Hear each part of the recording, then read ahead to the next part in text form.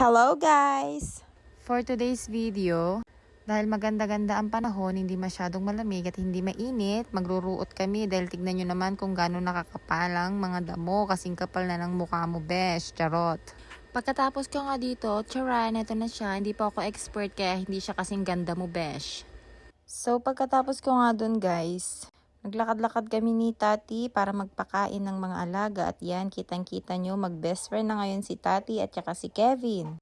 At talagang napapatalon sa tuwa si Manang Biday dahil for the first time napakain niya si Kevin.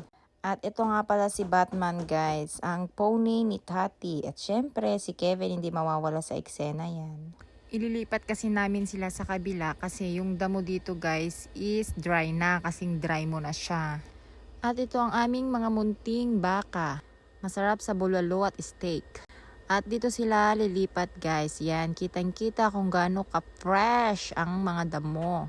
'Di ba? Sana all fresh. And charan! Ang aming bagong alaga ni Tati.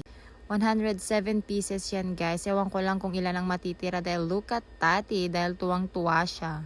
And may duck rin kaming paparating. Dahil sa mahal ng bilihin ngayon, mag-aalaga na lang kami ng sariling kakatayin. Charot.